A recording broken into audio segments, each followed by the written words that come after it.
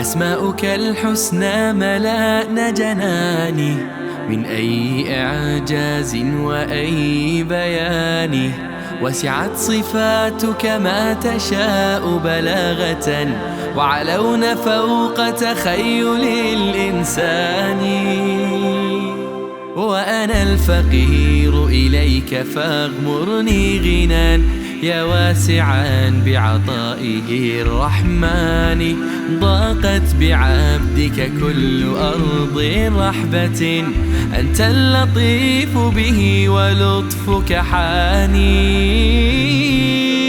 ألوذ بأسمائك الواسعات لأغرف من حوضهن الصافي. فيا قلب هذا طريق النجاة، تمسك به واعتصم واكتفي. فهيا إليه تعرف عليه، تعرف عليه.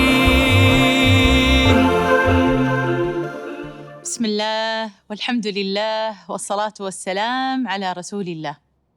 أصعب شعور لما الواحد يكون بالدوام وعنده مدير قاعد فوق راسه 24 ساعة. تعرفون شعور هذه القمتة؟ ولا يقدرون يسوون شيء، ولا أي شيء يسوون مدقق عليهم. يعني متعب بدرجة اللي هذه القمتة اللي الريال حاس فيها بدوامه، وين قاعد يوديها معه؟ يسحبها معاه البيت. ومن يدخل البيت ما له خلق ومن قمت وزعلان لازم آخذ مسؤولية الموقف، ولازم أشوف لي طريقة أتعامل مع المدير، أو أن أنا على الأقل أعرف شلون ما أتأثر فيه. لازم آخذ مسؤولية الموقف.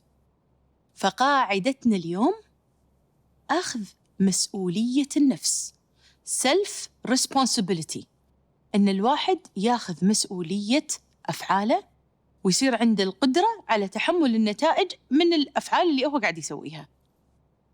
في مشهد عجيب الله سبحانه وتعالى يصور لنا إياه بيصير يوم القيامة، عشان الإنسان كل ما يقرأ ويتفكر فيه يقول شلون أنا ما حسبت حساب هذا اليوم.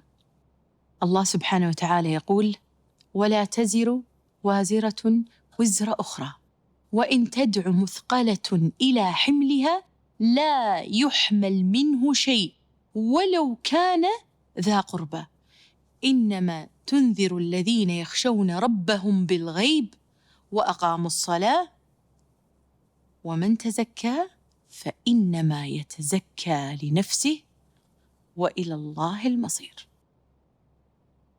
الله سبحانه وتعالى يبدأ هذه الآية بأن يقول لك: لا تزر وازرة وزر أخرى. ما حد راح يشيل حمل الثاني.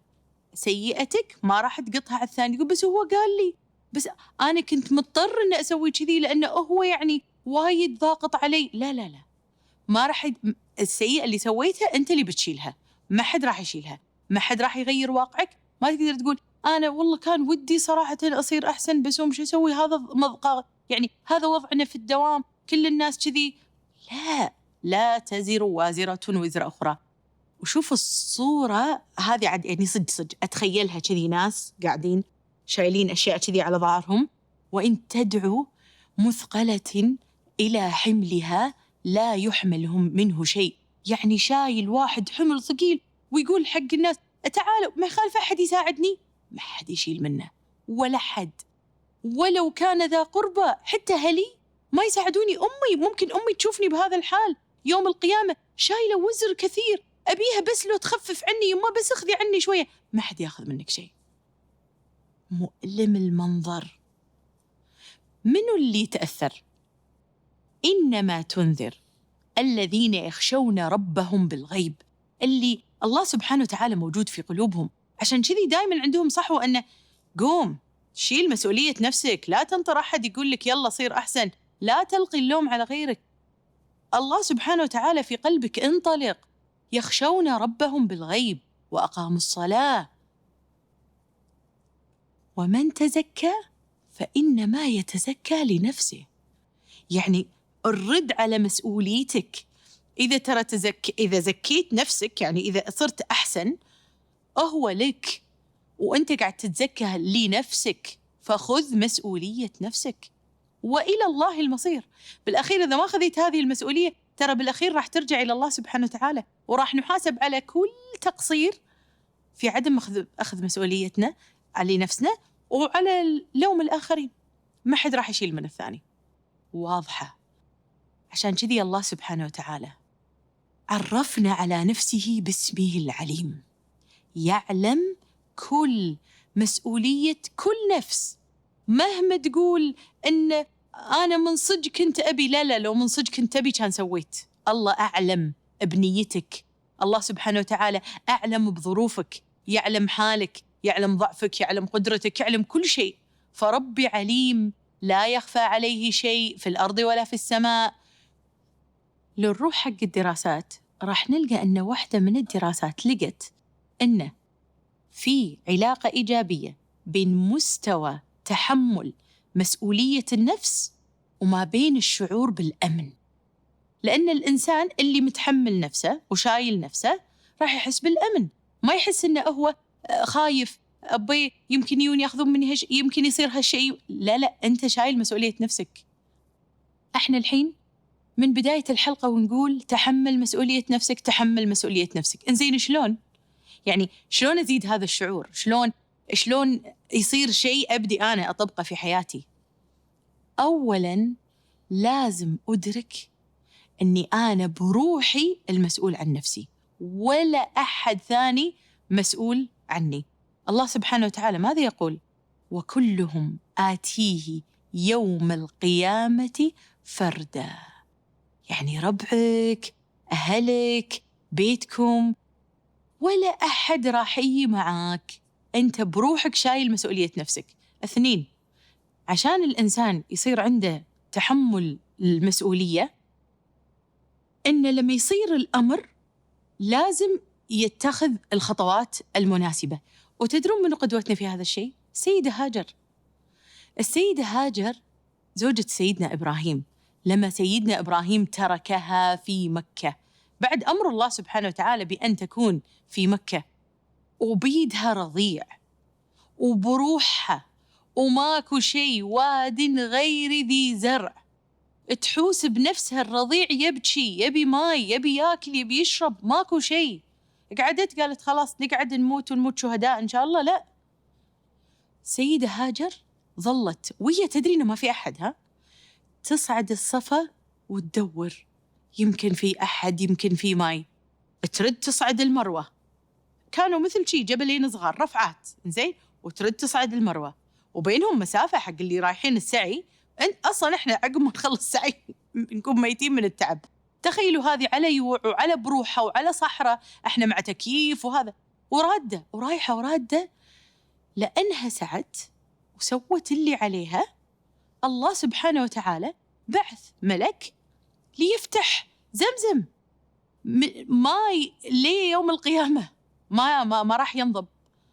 الأمر الثالث، لا تمارس دور الضحية، إن أنا المسكين وأنا وسووا وحطوا وأنطر أحد ينقذني. لا، هذا راح يطفي عندك شعور المسؤولية النفس.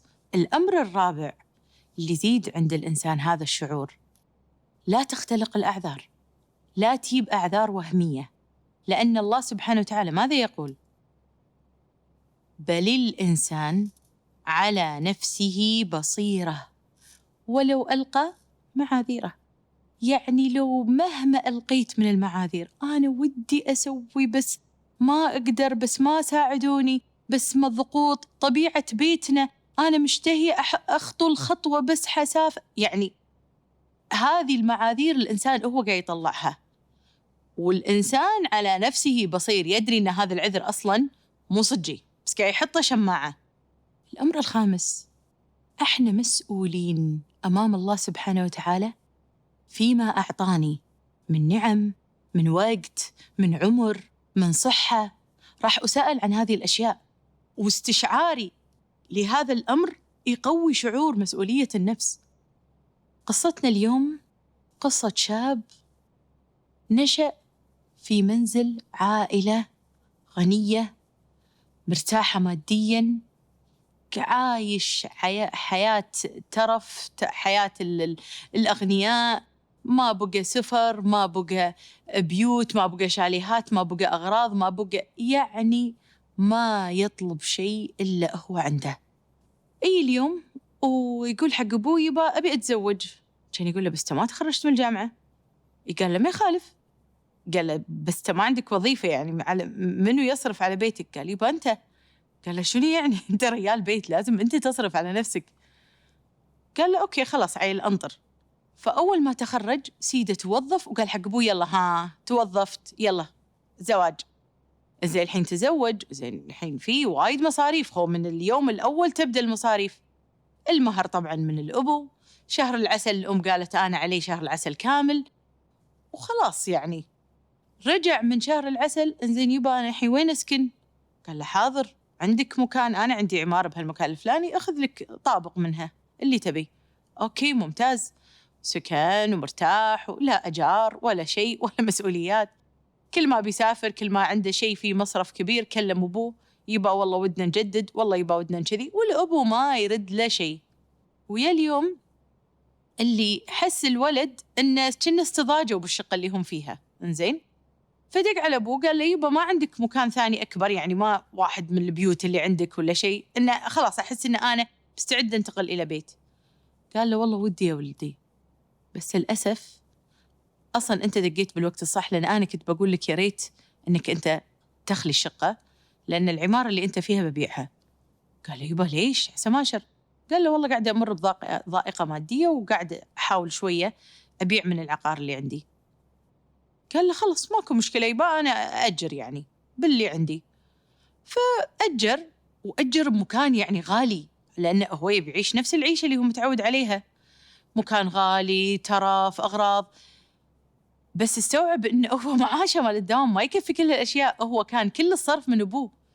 فظل كل ما تم كلم أبوه يبا ترى أنا مستضيج هالشهر، دفعت كل شيء على الأجار ودفعت قال له إيش فيك؟ أنا قلت لك أنا قاعد أمر بضائقة مادية ما أقدر أساعدك. طالع منه وليه الحين عنده جو إنه هم الغلطانين وهم اللي ما قاعد يعطوني، أنا مسكين، ولا راضي يسوي خطوة يطلع نفسك من اللي أنت فيه. لما اللي حركها شنو؟ جت له بنته وقالت له يبا أنا ترى الحمد لله يعني إن شاء الله ما بقى شيء على حفلة التخرج، وهذا شنو بتجيب لي هدية؟ كان يقول لها والله اللي تامرين عليه، بس تعرفين أنا وضعي ما أقدر. كان تقول له تبيني أروح أطلب من بابا عود؟ كان يقول لها إيه بس لا بابا عود الحين مو نفس قبل. كان تقول له تدري يبا أنا أروح يمكن أطلب من أمي أحسن، أمي عندها. هو لما قالت له كذي حز بنفسه إن أنا ما عندي فلوس، ويروح حق هالمرة المسكينة تاخذ منها فلوس. هو لما شاف الوضع كذي وايد تعور، قام وشد حيله بالدوام، وبدأ يقول أي شيء تبون أساعد فيه حاضر، آخذ أوفر تايم حاضر، آخذ أشياء يعني أي شيء فيه بدلات مالية، أي شيء فيه كذي قاعد يحاول ياخذ. ذيك المرة قاعد في الديوانية يقول واحد من ربع قال له فلان شوف ترى في عندنا هالشيء الفلاني تدش ويانا. قال إيه أدش معاكم بس تعطوني يعني مو بس شيء مساعدة. قال لا أكيد يعني بزنس ماكو شيء ببلاش. أوكي ممتاز. فبدأ يصير عنده هذه المسؤولية، بدأ يشتغل، بدأ يدخل فلوس حق بيتهم، يعني وضعهم شوية صار على الأقل مرتاح، مو على الحديدة هذا التنشيف مال المعاش. لما الحمد لله خذ مسؤولية نفسه، وقف لوم أبوي، والحمد لله ربي أرها عليه. ناخذ من هذه الحلقة 3 أمور. الأول، تيقن بأن الله العليم هو الذي يعلم حالك ويرى سعيك. الأمر الثاني، بادر وابذل السبب ثم توكل على الله سبحانه وتعالى، هو الذي بيده يغير الأحداث. الأمر الثالث، لا تلوم الآخرين لأن اللوم ما راح يحل مشاكلك، خذ مسؤولية نفسك. ندعي هذا الدعاء ونقول اللهم إني أبرأ من حولي وقوتي إلى حولك وقوتك. سبحانك اللهم بحمدك، أشهد أن لا إله إلا أنت، أستغفرك وأتوب إليك. كم ضل عبد عبدك يا إلهي فاهده بهداك يا ذا الهدي والإحسان، يا من أحاط بكل شيء علمه، ضعفي علمت وذلتي وهواني. رحماك لم أقصد سواك وغايتي، قلب يضاء بحبك النوراني. مولاي كل اسم يطمئن خافقي، يخشاه بالتقوى وبالإيمان.